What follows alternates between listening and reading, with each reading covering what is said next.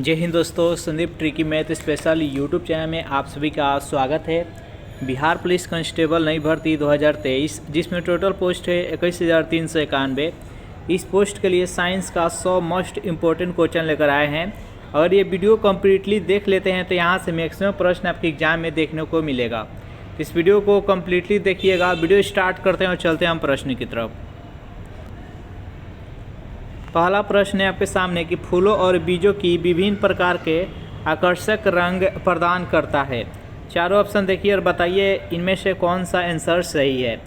जो फूलों का और बीजों का विभिन्न प्रकार का जो आकर्षक रंग आपको देखने को मिलता है तो ये कौन प्रदान करता है। एक नंबर प्रश्न का जो भी कैंडिडेट ऑप्शन नंबर डी के साथ जा रहे हैं क्रोमोप्लास्ट बता रहे हैं, बिल्कुल ही सही जवाब है। नेक्स्ट यहाँ पर सेकेंड प्रश्न है आपके सामने, भौतिक के आधार यह किसका कथन है। बताइए यहाँ पर भौतिक के एक आधार है यह किसका कथन है। सेकेंड प्रश्न का जो भी कैंडिडेट ऑप्शन नंबर ए के साथ जा रहे हैं हर्ट्सले, बिल्कुल ही सही जवाब है। नेक्स्ट यहाँ पर तीन प्रश्न है कि पत्तियों का हरा रंग प्रदान करता है।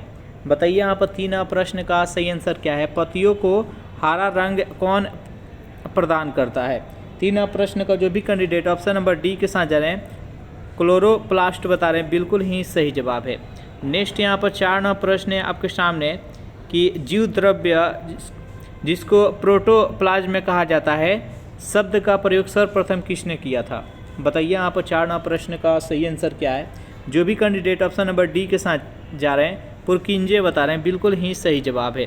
नेक्स्ट यहाँ पर पाँच नंबर प्रश्न की कोशिका का आत्महत्या का थैली किसे कहा जाता है। बताइए यहाँ पर पाँच नंबर प्रश्न का सही आंसर क्या है। कोशिका की आत्महत्या का थैली किसे कहा जाता है तो लाइसोसोम को कहा जाता है। जो भी कैंडिडेट ऑप्शन नंबर सी के साथ जा रहे हैं, बिल्कुल ही सही जवाब है। चलिए नेक्स्ट क्वेश्चन देखते हैं। यहाँ पर छः नंबर प्रश्न है कि माइटोकॉन्ड्रिया किसमें अनुपस्थित होता है। बताइए यहाँ पर छः नंबर प्रश्न का सही आंसर क्या है। माइटोकॉन्ड्रिया जो होता है वो किसमें अनुपस्थित होता है, यानी उसमें उपस्थित नहीं रहता है। जीवाणु, हरे शैवाल, ईस्ट और कवक। छः नंबर प्रश्न का जो भी कैंडिडेट ऑप्शन नंबर ए के साथ जा रहे हैं जीवाणु बता रहे हैं, बिल्कुल ही सही जवाब है। नेक्स्ट यहाँ पर सात नंबर प्रश्न है आपके सामने कि लाइसोसोम में पाए जाने वाला वह एंजाइम जिसमें जीव द्रव्य को घुला देने और नष्ट कर देने की क्षमता होती है वह क्या कहलाता है। बताइए यहाँ पर सात नंबर प्रश्न का सही आंसर क्या है। तो उसको हाइड्रोलाइटिक एंजाइम कहा जाता है। इसका राइट आंसर है ऑप्शन नंबर बी। चलिए नेक्स्ट यहाँ पर आठ नंबर प्रश्न देखते हैं। माइटोकॉन्ड्रिया का भीतरी वलन कहलाता है। चारों ऑप्शन देखिए और बताइए यहाँ पर आठ नंबर प्रश्न का सही आंसर क्या है। माइटोकॉन्ड्रिया का जो भीतरी वलन होता है उसको क्या कहते हैं। तो आठ नंबर प्रश्न का जो भी कैंडिडेट ऑप्शन नंबर सी के साथ जा रहे हैं क्रिस्टी बता रहे हैं, बिल्कुल ही सही जवाब है। नेक्स्ट यहाँ पर नौ नंबर प्रश्न है कि 80% से अधिक सेल में पाए जाने वाला पदार्थ क्या होता है। बताइए यहाँ पर नौ नंबर प्रश्न का सही आंसर क्या है। 80% से अधिक सेल में पाए जाने वाला पदार्थ कौन सा होता है। खनिज, जल, प्रोटीन, चर्बी। तो नौ नंबर प्रश्न का जो भी कैंडिडेट ऑप्शन नंबर बी के साथ जा रहे हैं जल बता रहे हैं, बिल्कुल ही सही जवाब है। नेक्स्ट यहाँ पर 10 नंबर प्रश्न है आपके सामने कि कोशिका भित्ति होती है। बताइए यहाँ पर इस प्रश्न का सही आंसर क्या है। सेल वाल जिसको कोशिका भित्ति कहते हैं ये होती है। तो 10 नंबर प्रश्न का जो भी कैंडिडेट ऑप्शन नंबर सी के साथ जा रहे हैं प्रगव्य बता रहे हैं, बिल्कुल ही सही जवाब है। चलिए नेक्स्ट यहाँ पर 11वां प्रश्न है कि प्लांक के अचर में किसका आयाम होता है। बताइए यहाँ पर 11वां प्रश्न का सही आंसर क्या है। प्लांक के अचर में किसका आयाम होता है। जो भी कैंडिडेट ऑप्शन नंबर ए के साथ जा रहे हैं कोणीय गति, बिल्कुल ही सही जवाब है। सेशन आप लोग को अच्छा लग रहा है तो वीडियो को लाइक कर दीजिए, अपने दोस्तों के पास शेयर कर दीजिए। जो भी कैंडिडेट अभी तक इस चैनल को सब्सक्राइब नहीं किए होंगे तो चैनल को भी सब्सक्राइब कर लीजिएगा। 12वां प्रश्न है कि पीसा की ऐतिहासिक मीनार तिरछी होते हुए भी नहीं गिरती है, इसका कारण क्या है। बताइए यहाँ पर 12वां प्रश्न का सही आंसर क्या है। तो इसका मुख्य कारण क्या है। तो देखिए इसके गुरुत्व केंद्र से जाने वाली ऊर्ध्वाधर रेखा आधार से होकर जाती है। इसका राइट आंसर है ऑप्शन नंबर सी। नेक्स्ट यहाँ पर प्रश्न है आपके सामने 13 नंबर कि एक लड़की झूले पर बैठी हुई स्थिति में झूला झूल रही है। उस लड़की के खड़े हो जाने पर दोलनों की आवर्तकाल में क्या परिवर्तन होगा। लड़की की ऊंचाई पर निर्भर करेगा, अपरिवर्तित रहेगा, कम हो जाएगा, अधिक हो जाएगा। बताइए यहाँ पर 13वां प्रश्न का सही आंसर क्या है। तो उसका आवर्त काल है जो कि कम हो जाएगा। इसका राइट आंसर है ऑप्शन नंबर सी। नेक्स्ट यहाँ पर 14वां प्रश्न है आपके सामने कि पहाड़ी पर चढ़ता एक व्यक्ति आगे की ओर झुक जाता है क्योंकि शक्ति संरक्षण हेतु स्थायित्व बढ़ाने के लिए, तेज चलने के लिए और फिसलने की संभावना को कम हो जाता है। बताइए यहाँ पर 14वां प्रश्न का सही आंसर क्या है। तो देखिए पहाड़ी पर चढ़ते समय कोई भी व्यक्ति आगे की तरफ झुक कर चलता है, इसका कारण है स्थायित्व बढ़ाने के लिए, संतुलन बनाए रखने के लिए। इसका right answer option number B. Next यहाँ पर 15वां प्रश्न है आपके सामने कि यदि किसी चली हुई वस्तु के वेग को दुगुना कर दिया जाए तो उसका स्थिति। बताइए यहाँ पर इस प्रश्न का सही आंसर क्या है। देखिए एक चलती हुई वस्तु के वेग को दुगुना किया जा रहा है, यानी जो पहले वेग v था अब कितना हो गया तो 2v हो गया। तो इसमें क्या परिवर्तन आएगा बताइए यहाँ पर 15वां प्रश्न का सही आंसर क्या है। तो देखिए गतिज ऊर्जा बराबर क्या होता है, गतिज ऊर्जा बराबर 1/2 mv²। तो यहाँ पर वेग को दुगुना किया जा रहा है, यानी v के जगह पर क्या हो जाएगा 2v² हो जाएगा। तो ये कितना हो जाएगा 4v² हो जाएगा, यानी उसका गतिज ऊर्जा है जो कि 4 गुनी हो जाएगा। अगर हम वेग को दुगुना करेंगे तो गतिज ऊर्जा 4 गुना हो जाएगा। इसका राइट आंसर है ऑप्शन नंबर ए। नेक्स्ट यहाँ पर 16वां प्रश्न है कि एक व्यक्ति की दीवार को धक्का देता है पर उसे विस्थापित करने में असफल रहता है तो वह करता है धनात्मक परंतु अधिकतम कार्य नहीं, अधिक कार्य कोई भी कार्य नहीं, ऋणात्मक कार्य। बताइए यहाँ पर 16वां प्रश्न का सही आंसर क्या है। देखिए यहाँ पर दीवार है, दीवार को कोई व्यक्ति है जो कि धक्का दे रहा है और धक्का देने पर दीवार के स्थिति में किसी प्रकार का परिवर्तन नहीं आता है तो उसके द्वारा किया गया कार्य शून्य हो जाएगा, कोई कार्य नहीं होगा। देखिए कार्य बराबर क्या होता है, कार्य बराबर होता है W=Fs, यानी बल भी लगना चाहिए और बल जो लगाते हैं तो उसमें S मतलब क्या होता है तो विस्थापन होता है, यानी बल लगाने पर उस वस्तु की स्थिति में परिवर्तन भी होना चाहिए। तो बल तो लगा रहा है लेकिन उस दीवार में किसी प्रकार का परिवर्तन नहीं आ रहा है, तो यहाँ पर परिवर्तन विस्थापन 0 हो जाएगा और बल में 0 से गुणा करेंगे तो 0, वर्क भी 0 हो जाएगा, इसलिए उसमें किसी प्रकार का कार्य नहीं हुआ। इसका राइट आंसर है ऑप्शन नंबर सी। नेक्स्ट यहाँ पर 17वां प्रश्न है आपके सामने कि किसी पिंड के द्रव्यमान तथा भार में अंतर होता है क्योंकि। बताइए यहाँ पर किसी पिंड के द्रव्यमान और भार में क्या अंतर है, जल्दी से बताइए इस प्रश्न का सही आंसर क्या है। तो देखिए द्रव्यमान स्थिर रहता है, द्रव्यमान क्या होता है तो स्थिर रहता है क्योंकि एक ही द्रव्य से मिलकर बना रहता है और कण से मिलकर बना रहता है, इससे इसका द्रव्यमान है जो कि स्थिर रहता है। जबकि भार परिवर्तन होता रहता है, हर जगह पर भार है जो कि अलग अलग रहता है, चंद्रमा पर अलग होता है, ध्रुव पर अलग होता है, भूमध्य रेखा पर अलग होता है। तो भार में परिवर्तन होते रहता है लेकिन द्रव्यमान सभी जगह स्थिर रहता है, इसको याद रखिएगा। नेक्स्ट क्वेश्चन 18वां प्रश्न है आपके सामने कि 20 kg के वजन को जमीन के ऊपर 1 मीटर की ऊंचाई पर पकड़े रहने पर किया गया कार्य क्या होगा। देखिए कार्य कब होगा, जब किसी वस्तु पर हम बल लगाएंगे और बल लगाने का परिणाम स्वरूप उसमें स्थिति में परिवर्तन आता है तभी कार्य होता है। तो देखिए 20 kg के वस्तु है और 1 मीटर की ऊंचाई पर रखा जा रहा है, तो देखिए खाली पकड़ कर रखा हुआ है वस्तु को, उसकी स्थिति में किसी प्रकार का परिवर्तन नहीं आ रहा है, इसलिए यहाँ पर जो विस्थापन हो जाएगा 0 हो जाएगा और विस्थापन जैसे ही 0 हुआ तो F गुने 0 बराबर कितना हो जाएगा 0। इसका द्रव्यमान कितना भी रहो इससे कोई मतलब नहीं है, तो यहाँ पर किया गया कार्य शून्य हो जाएगा। इसका right answer option number 20 0 joule. चलिए नेक्स्ट क्वेश्चन देखते हैं। यहाँ पर 19वां प्रश्न है आपके सामने कि किसी असंतुलित बल द्वारा किसी पिंड में उत्पन्न त्वरण क्या होगा। बल के प्रभाव से स्वतंत्र होता है, शून्य होता है, बल के व्युत्क्रमानुपाती होता है और बल के अनुक्रमानुपाती होता है। बताइए यहाँ पर 19वां प्रश्न का सही आंसर क्या है, तो बल के अनुक्रमानुपाती होता है। इसका right answer option number D. Next यहाँ पर 20वां प्रश्न है कि शरीर का वजन। देखिए शरीर का वजन से रिलेटेड यहाँ पर बात करना है। विषुवत रेखा पर अधिकतम होगा, मैदानों की तुलना में पहाड़ियों पर अधिकतम होगा, पृथ्वी की सतह पर सभी जगह एक समान होगा, ध्रुव पर अधिकतम होगा। बताइए यहाँ पर 20वां प्रश्न का सही आंसर क्या है। तो देखिए शरीर का जो वजन होता है वो सबसे अधिक ध्रुव पर होता है।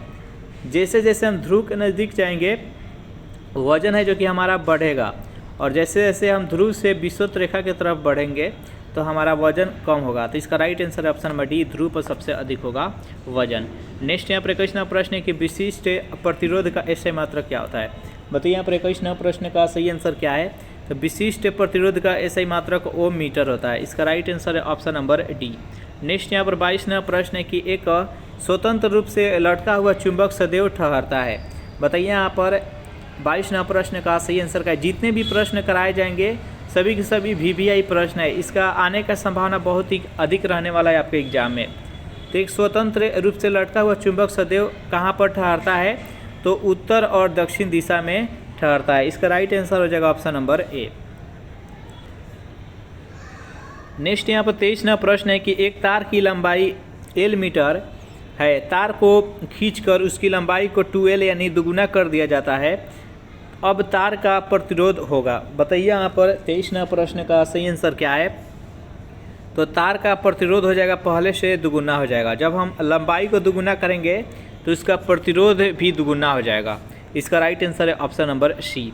नेक्स्ट यहाँ पर 24वां प्रश्न है कि स्टील की चुंबकीय करना कठिन है क्योंकि उसकी, चारों ऑप्शन देखिए और बताइए यहाँ पर 24वां प्रश्न का सही आंसर क्या है।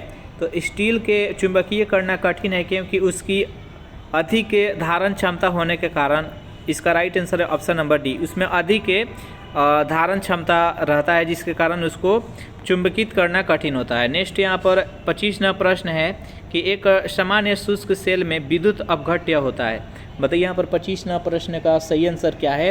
तो एक सामान्य शुष्क सेल में विद्युत अपघट्य होता है अमोनिया क्लोराइड। इसका राइट आंसर है ऑप्शन नंबर ए। नेक्स्ट यहाँ पर 26वां प्रश्न है आपके सामने, निम्नलिखित में से कौन सा एक अचुंबकीय पदार्थ है।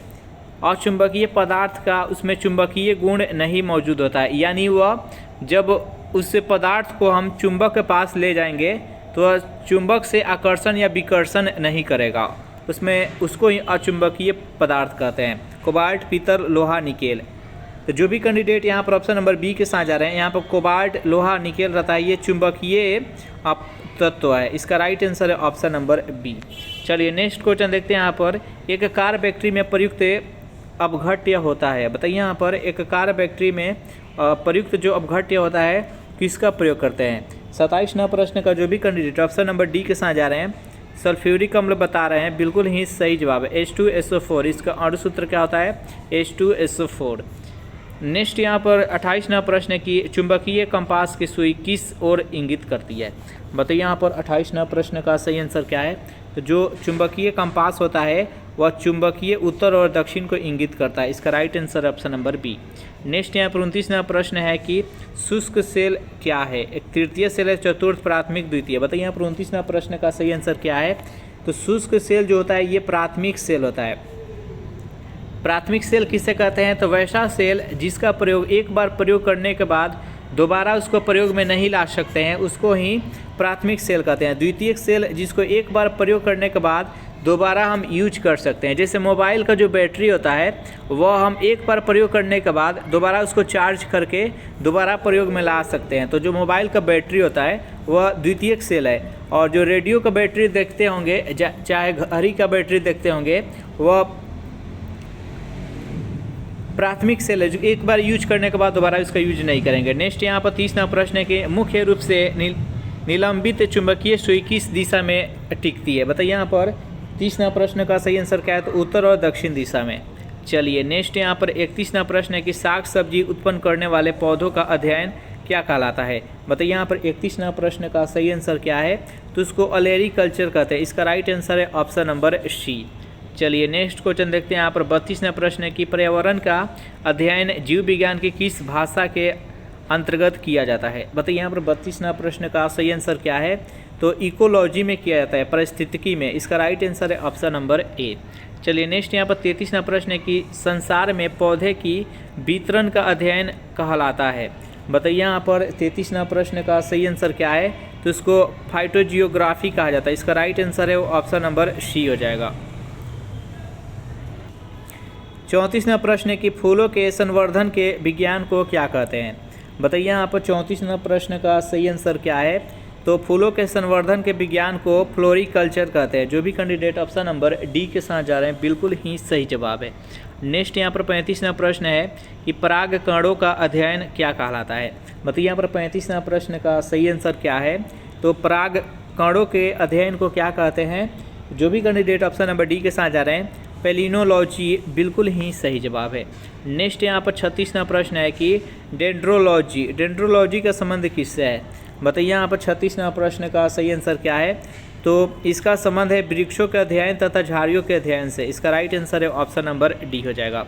नेक्स्ट यहाँ पर 37वां प्रश्न है कि फलों का अध्ययन क्या कहलाता है? बताइए यहाँ पर 37वां प्रश्न का सही आंसर क्या है? तो फलों के अध्ययन को पोमोलॉजी कहते हैं। इसका राइट आंसर है ऑप्शन नंबर बी। नेक्स्ट यहाँ पर 38वां प्रश्न है कि पुष्पों का अध्ययन को क्या कहते हैं? बताइए यहाँ पर 38वां प्रश्न का सही आंसर क्या है? तो पुष्पों के अध्ययन को एंथोलॉजी कहा जाता है। इसका राइट आंसर है ऑप्शन नंबर सी। नेक्स्ट यहाँ पर 39वां प्रश्न है कि पौधों को नाम देने वाला विज्ञान क्या कहलाता है? बताइए यहाँ पर 39वां प्रश्न का सही आंसर क्या है? तो पौधे को नाम देने वाला विज्ञान को वर्गीकी कहते हैं। इसका राइट आंसर है ऑप्शन नंबर बी। 40वां प्रश्न है आपके सामने कि जीवाश्म में वनस्पति विज्ञान में अध्ययन किया जाता है किसके बारे में? बताइए यहाँ पर 40वां प्रश्न का सही आंसर क्या है? तो जीवाश्म वनस्पति विज्ञान में जीवाश्मों के बारे में अध्ययन किया जाता है। इसका राइट आंसर है ऑप्शन नंबर डी। नेक्स्ट यहाँ पर 41वां प्रश्न है कि न्यूनतम संभव ताप क्या होगा? यानी सबसे न्यूनतम कम से कम तापमान कितना हो सकता है? तो माइनस में 273 डिग्री सेल्सियस हो सकता है। इससे नीचे तापमान नहीं हो सकता है। इसका राइट आंसर है ऑप्शन नंबर सी। नेक्स्ट यहाँ पर 42वां प्रश्न है कि बोलोमीटर मापन की एक युक्ति है, यानी बोलोमीटर से किसका मापन किया जाता है? बताइए यहाँ पर 42वां प्रश्न का सही आंसर क्या है? तो ऊष्मीय विकिरण का मापन किया जाता है। इसका राइट आंसर है ऑप्शन नंबर ए।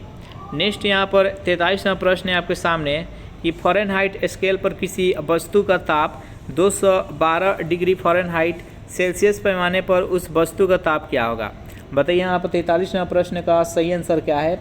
जल्दी से बताइए इस प्रश्न का सही आंसर क्या है? तो जो भी कैंडिडेट ऑप्शन नंबर ए के साथ जा रहे हैं 100 डिग्री सेल्सियस बिल्कुल ही सही जवाब है। देखिए जैसे कि सेल्सियस में 100 डिग्री सेल्सियस तापमान पर जो जल होता है वो वाष्प में परिवर्तन हो जाता है, जल वाष्प होने लगता है। उसी प्रकार फ़ारेनहाइट में 212 डिग्री फ़ारेनहाइट पर जो जल होता है वह वाष्प में परिवर्तन हो जाता है। नेक्स्ट यहाँ पर 44वां प्रश्न है कि चांदी की ऊष्मीय चालकता तांबे की ऊष्मीय चालकता की अपेक्षा अधिक होती है, बराबर होती है, कम होती है? इनमें से कोई नहीं। बताइए यहाँ पर 44वां प्रश्न का सही आंसर क्या है? तो देखिए चांदी का जो ऊष्मीय चालकता होता है तांबे की ऊष्मीय चालकता से अधिक होता है। इसका राइट आंसर है ऑप्शन नंबर ए। नेक्स्ट यहाँ पर 45वां प्रश्न है कि सेल्सियस पैमाने पर 0 डिग्री फ़ारेनहाइट स्केल का कितना मान होता है? बताइए यहाँ पर इस प्रश्न का सही आंसर क्या है? यहाँ पर 0 डिग्री सेल्सियस को फ़ारेनहाइट में कितना मान होगा? तो 45वां प्रश्न का जो भी कैंडिडेट ऑप्शन नंबर डी के साथ जा रहे हैं 32 डिग्री फ़ारेनहाइट बिल्कुल ही सही जवाब है। नेक्स्ट यहाँ पर 46वां प्रश्न है कि निम्नलिखित में से कौन ऊष्मा का सर्वोत्तम चालक है? बताइए यहाँ पर 46वां प्रश्न का सही आंसर क्या है? तो ऊष्मा का सर्वोत्तम चालक है वो पारा है। इसका राइट आंसर है ऑप्शन नंबर डी। चलिए नेक्स्ट यहाँ पर 47वां प्रश्न है कि मानव शरीर का सामान्य तापक्रम अगर 98.4 डिग्री फ़ारेनहाइट है तो इसका सेल्सियस में मान कितना होगा? बताइए यहाँ पर 47वां प्रश्न का सही आंसर क्या है? तो सेल्सियस में 36.89 डिग्री सेल्सियस हो जाएगा। इसका राइट आंसर है ऑप्शन नंबर डी। नेक्स्ट यहाँ पर 48वां प्रश्न है कि ऊष्मा संचरण की वह विधि जिसमें माध्यम के कण गति नहीं करते हैं कौन सी है? बताइए यहाँ पर 48वां प्रश्न का सही आंसर क्या है? तो इनमें से कोई नहीं। चालन होता है, ये ठोस में होता है चालन, संवहन होता है जो कि द्रव में होता है, विकिरण होता है जो कि गैस में होता है। देखिए चालन जैसे कि ये एक लोहा का टुकड़ा है, इसके अब एक सिरे पर अगर हम गर्म करते हैं तो दूसरे सिरे भी गर्म हो जाता है, तो यह चालन विधि के कारण ऊष्मा का संचरण होता है। संवहन देखिए अगर हम किसी केटल में ये केटल हो गया और इसमें हम क्या तो पानी रखे हैं तो नीचे जब हम गर्म करेंगे तो ऊपर भी गर्म हो जाता है, तो ये संवहन के कारण ऊष्मा का संचरण होता है। और सूर्य का प्रकाश जो पृथ्वी पर आता है तो विकिरण माध्यम से आता है, तो इसका जो सही आंसर है ऑप्शन नंबर डी। 49वां प्रश्न है आपके सामने कि फ़ारेनहाइट मापक्रम पर सामान्य वायुमंडलीय दाब पर उबलते पानी का ताप क्या होगा? बताइए यहाँ पर 49वां प्रश्न का सही आंसर क्या है? तो देखिए जैसे सेल्सियस में 100 डिग्री सेल्सियस पर जल उबलने लगता है वैसा ही फ़ारेनहाइट में 212 डिग्री फ़ारेनहाइट पर जल उबलना शुरू कर देता है। इसका राइट आंसर है ऑप्शन नंबर बी। नेक्स्ट यहाँ पर 50वां प्रश्न है कि ऊष्मा के स्थानांतरण की किस विधि में माध्यम कण की गति नहीं करती है। बताइए यहाँ पर इस प्रश्न का सही आंसर क्या है। तो जो भी कैंडिडेट ऑप्शन नंबर बी के साथ जा रहे हैं, विकिरण बता रहे हैं, बिल्कुल ही सही जवाब है। इस प्रकार इस सेशन में हम 1 से लेकर 50 तक का प्रश्न देखें। बाकी का जो 50 प्रश्न है 51 से लेकर 100 हम नेक्स्ट वीडियो में देखेंगे। सेशन आप लोग को कैसा लगा जरूर कमेंट करके बताइएगा। Thanks for watching this video. मिलते हैं नेक्स्ट वीडियो में।